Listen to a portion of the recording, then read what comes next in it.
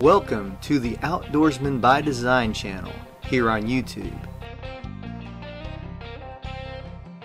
Coming at you from beautiful West Central Missouri.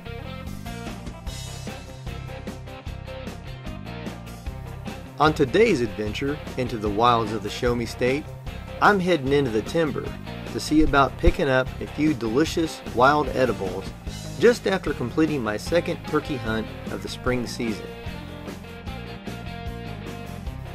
Now, if you enjoy turkey hunting as much as I do, then I'd like to invite you to swing by my other channel, Passion for the Outdoors, to catch the action from this season's hunts.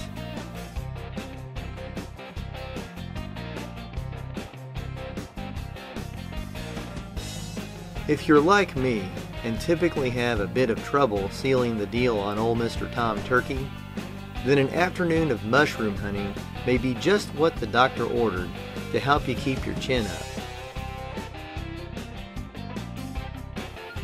Now, I'm no expert mushroom hunter by any stretch of the imagination, but I have learned a thing or two over the last few years I'd like to pass along.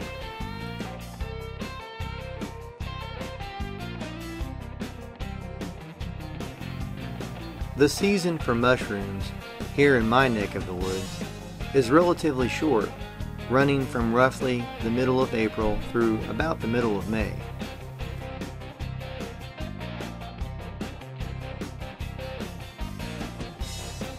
One thing I've learned regarding that elusive secret mushroom spot for which we all look is that it's extremely important to keep a sharp eye out for the right soil conditions.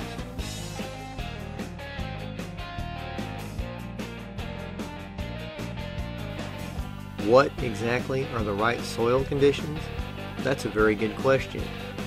As I mentioned, I'm no expert, but I can sure tell you some of the characteristics about the spots where I typically find mushrooms. This afternoon's haul came from an area lying in and around an old roadbed. This particular area has a fair amount of dead trees which have fallen to the ground, some of which are elm trees, which I've heard are an important part of the mushroom hunting equation.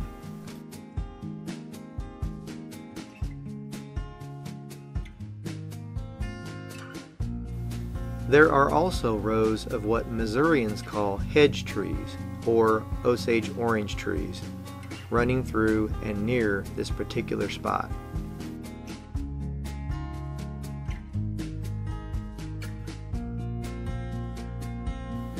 You've been seeing me poking around on the forest floor with a long stick.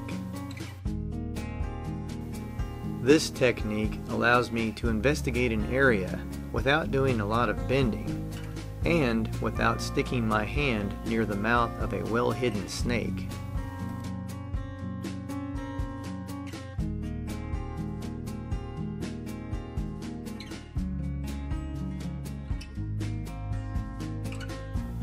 Snakes aren't the only critters that are active in the early spring. You just never know what you might find during a mushroom hunt. A couple more key ingredients you ought to consider prior to hitting the path for morels are the air temperature and amount of rain an area has received.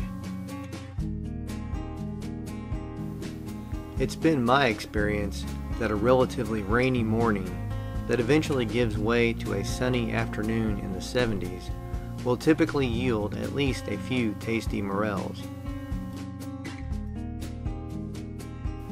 Another thing to bear in mind is how much greenery has emerged from the plant life in the area you'll be hunting. A good rule of thumb is, the greener the area, the sharper the eye you must have to spot these delicious springtime treats.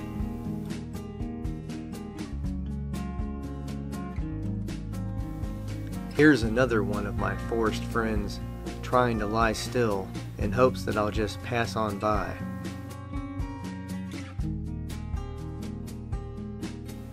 Check out the colors in this turtle. Aren't they just beautiful? Thanks for tagging along with me on today's adventure into the wilds of West Central Missouri. If you are thinking about planning a mushroom hunting trip of your own, I hope you'll find some of the tips provided in this short video to be helpful.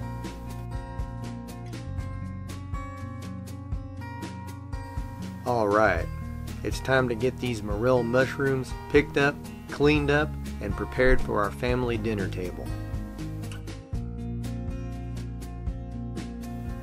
If you enjoyed the show, and I'm really hoping you did, please stay tuned to my channel, Outdoorsman by Design, and my other channel, Passion for the Outdoors, for more hunting and fishing fun brought to you from my neck of the woods.